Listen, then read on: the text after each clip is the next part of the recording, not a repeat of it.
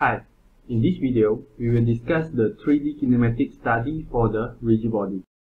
Before we continue, you must know the difference between the particle and rigid body. So far we know that the particle undergoes two types of motion. The first motion is called the rectilinear translation. In this figure, we have a rigid body with 2 points A, B labeled on it. Let us assign the XY axis here and draw the displacement vector from A to B. This is the displacement vector for B with respect to A.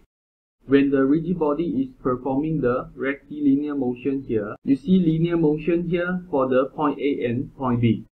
When you check the displacement vector, it still remains the same. Since the displacement vector B with respect to A remain constant during the rectilinear translation here, therefore when you differentiate the relative displacement with respect to time here, you obtain the relative velocity to be 0. Substitute the relative velocity inside this formula and differentiate it with respect to time, then you obtain the relative acceleration to be 0. Imagine that you are at the point O here, which is the inertial frame. You observe the motion for the point A and point B here during the rectilinear translation. So in this case, you are measuring the velocity A and velocity B with respect to you at point O. Since you are at the inertial frame, therefore these two motions are absolute motion.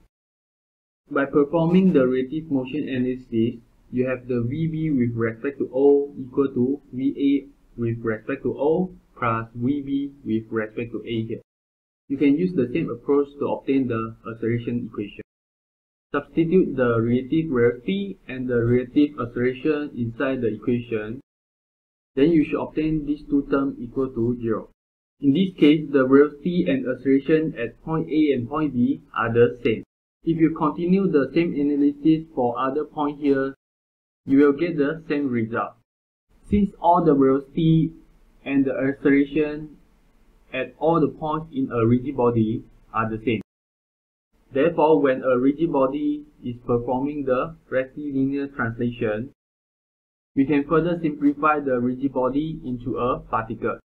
You must know that the particle that we use in this study is just a representation for the rigid body here, which has the same velocity and acceleration at all points here.